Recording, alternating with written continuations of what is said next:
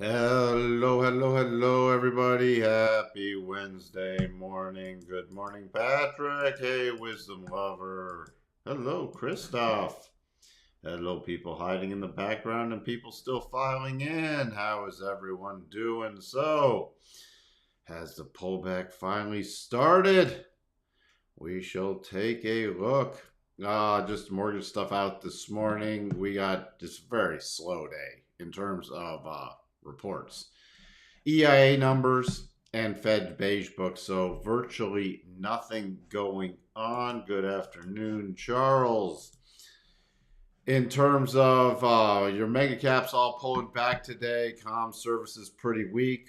There's a little strength, a little bounce back in healthcare. Energy weak after crude pullback. Tesla earnings after the hours. Morgan Stanley earnings came out and they were not good. Gap down, you see down 4.4% roughly.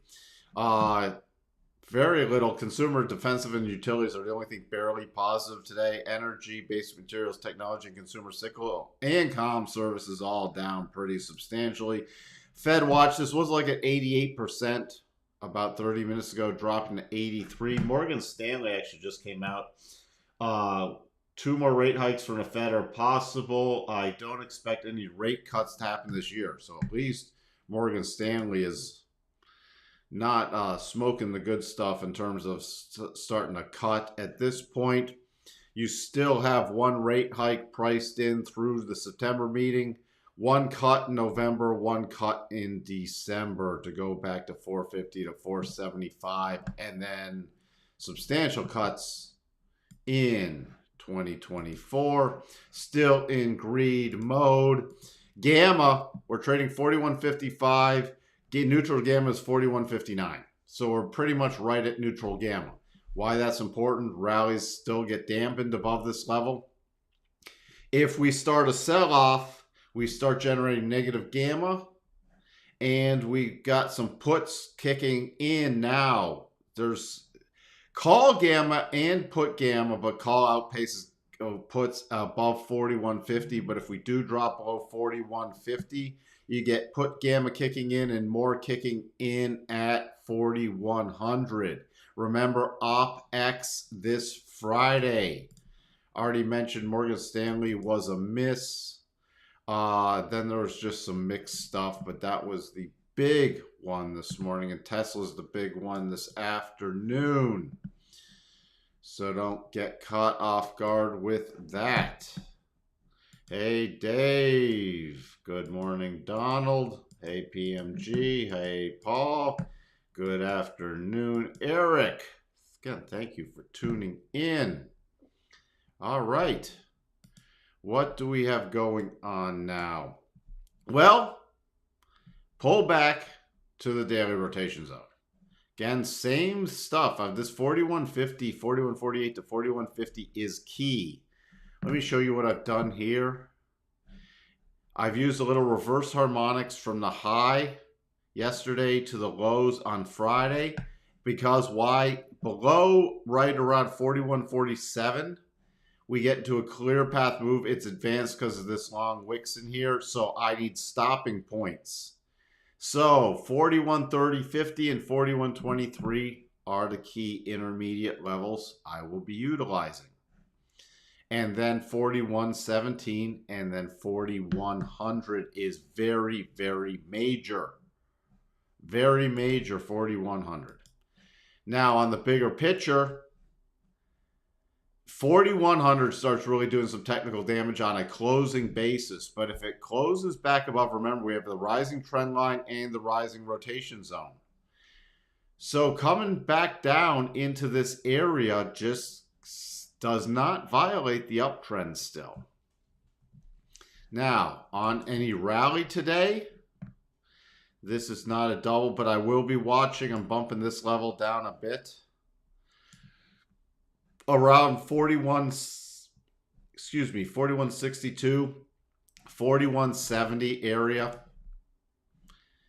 is the next target, and then I would be looking at about 4179. Yes, you can also put on your harmonics. I'm just not going to do it because we don't know. Now, in the bigger picture, We got daily cycles topping and looking to roll over, coming out of overbought condition, and we still have the weekly cycles at the top. So this could be a very significant top area that can take a few days to unfold. This could be the first warning shot, but again, really, until we get back below 4,100 on a closing basis, there's not major technical damage done. For the NASDAQ, we at least have a weekly double top pattern. You can see it here between the two tops, one top being this week, the other top being 2 weeks ago. It would need the weekly close, and I have to say it is a lower probability one because it is against the weekly rotation zone, but it would need a close on a week basis this week below 12,925.50. And you see that would take the daily out of the way, but the weekly still would be in the way. And the major first target area, this 12,722 area, 12,714, is the first major target. But intraday today, we're trading at some pretty key support right now, 13,072 area. We break below that. I'm doing the same thing with harmonics because we have an advanced clear path, 13,028 and 13,000. And then we're down to end of clear path about 12,957. To the upside, resistance 13.1 going into the open. If we accelerate above there, the next major area is right around 13,165 to 13,170. Dow still holding the rotation zone. And the bottom area from yesterday and the bottom area from Monday. And just above the bottom area from Friday. So there's lots of buying pressure in here. But if we start breaking below about 33,930 with weak internals, it could get interesting, although there's a key support level right about 33.8. Below 33.8, there is not much until about 33.6. I'm not going to repeat everything. We got daily cycles at the top and weekly cycles at the top across the board. Russell, key support 1783, resistance coming in 1807, then 1818. Below 1785 area, that can get a little interesting to about 1761 to 1755. The VIX up slightly, but we're still not in fear mode. We'll be watching intraday to see if we get above about 1775. DAX still. This is technically a little wedging pattern, so I will watch for more of a rollover play there. Again, for people wanting to learn the wedge pattern, there's not a really great, this is still the bottom line because that's the only good defining point. From the top, I got it on the wrong spot. Hold on. You're like that.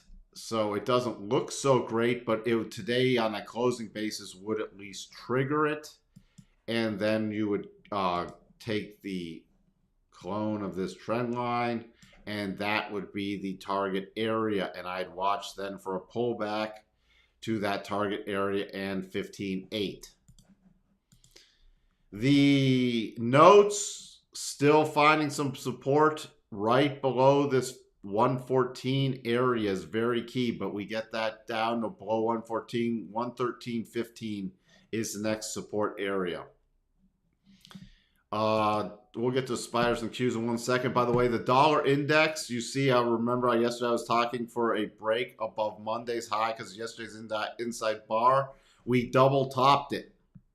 You can see that. So if we close back below on a 4-hour basis, 101.21, I'm watching for a pullback. If we don't, then I'm still watching. Now we've two-topped this area and the daily rotation zones there. I'm watching for a break above that, which would definitely change the pattern potentially in the dollar because look, first cross, rotation right here. Rotation right here, rotation here, rotation, just a little mini pullback, then potentially double topping it. But if we break through that double top area, patterns changed, especially on a closing basis. Crude, we got that pullback into the key support. Still, the gap up from Monday the 3rd is still holding. But if we really start getting below that with momentum and break below about 78.50, I will target. The only trouble is the pullback area is about 77.30 at this point. Good morning, options 22. The DAX is very close to all-time highs, but also is at a top pattern area, so I'm very cautious. Hey, Christoph, why are they closing down? Why they close down more nuclear power plants in Germany? Natty gas, again, this is why there's no clear path here, so it's just, this is just choppy. I will be, again, we get close below 222, we'll easily retest probably $2. Gold, finally, now, this is a horribly sloppy head and shoulders pattern, so take that for what it's worth. But using the modified flat neckline, we could easily see a return to 1948, 1950 area. But I'm waiting for a closing basis. Remember, I'm expecting at least an ABC correction on a bigger time frame. So we can come down, bounce, and then come back down. And it's going to be interesting to see how strong this is. From the last leg, I am watching besides the targets from that sloppy head and shoulders, the final target takes us right between the 50 and the 62.5. And the 62.5 is right at the bottom weekly rotation zone. So that would just still be a corrective pattern on a weekly time frame. Don't have time to get to all that. 10-year on Japan still close to that 50, but not pressure. We had the double trigger coming up to this. We have this sort of flagging position and pulling back. By the way, based off this is a stop raise from my perspective, close enough to the stop area with that flagging channel. Being a little aggressive, but again, the stop is still the stop. Hold on, gotta get my magnet back on. My magnet, the stop would still be below the flag area and roughly 130, 170. Euro, we do have, because we got that potential double top in the dollar, so we have a potential double bottom in the euro. So that could be a retest of the high areas from last Friday. The pound is just a mess. I'm literally not looking for anything unless we trigger this double top, and that is still in play. Bitcoin, looks like we're getting some risk off in the Bitcoin, but we're trading against major support. I'd still need, we're against the rotation zone, so the first thing is a close below about this 29.1. But the breakdown area at this point is then a close below 28.3. Tesla, with earnings today, we have a pretty decent gap down. If you're looking at Tesla, you have major resistance at about 180.50 to 180.60 on a rally above there. I would then go to 183 well before yesterday's closing price at 184.31. Tesla cutting some prices again.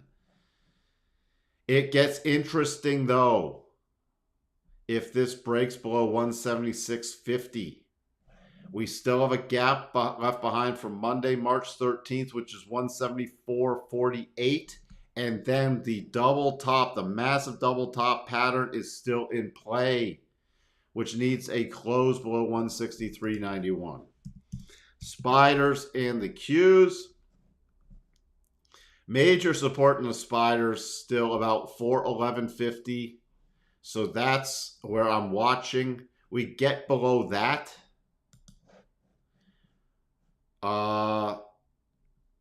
Then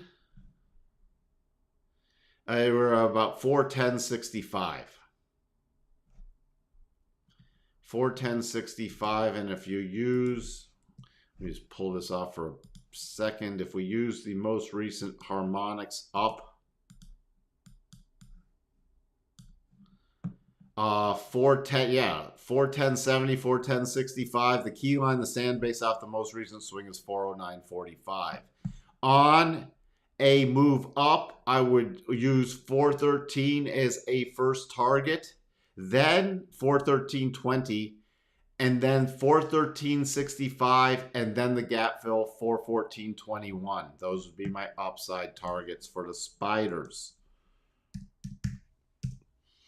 On the Qs,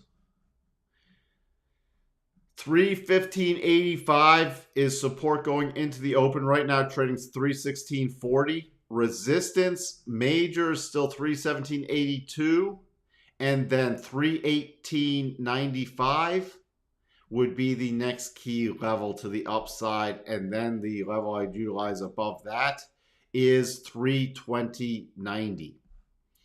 The major line to stand right now is about 314.70, and then 313.75 on a closing basis.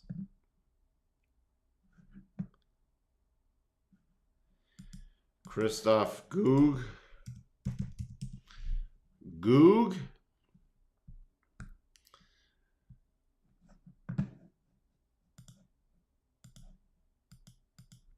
You do have, well, it's going to hit the targets already. Probably today on weakness today, I would not be surprised. It's not it's technically 104.23. 102.65 would be the first target. 101.50 would be the next target, which is also coming in with the rising 50 and the 200 and the prior little double bottom area with the candle bodies. So that would be a major target, this 101.50 area to the downside. Right there. First target intraday would be 102.64. I'm just looking on, because we're trading 104.21, which is right below this little base right here. So 104.50 is a little key resistance going into the open, and then then it would be about 105. And on any rally, I've been watching for a rollover play on this shorter term basis. Especially, you can see yesterday, then this is officially triggered on a 1 hour basis, and it is valid on a 1 hour basis with the gap down. So I'd be watching for a retest on any rally of the rollover, even into the 1 hour rotation zone.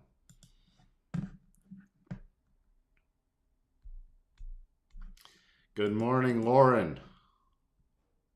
Well, people, thanks. Anybody who wants to check out the 4 hour double bottom on New Zealand US dollar, they can check that out. You are welcome, PMG. Remember, by the way, Apple still has, not saying this will trigger today, but Apple still has the double top in play. Watch also to 165.23, which is going to probably be filled on the open, filling this gap. But the real, if you start getting trading below about 164 intraday, start watching for the bigger pullback.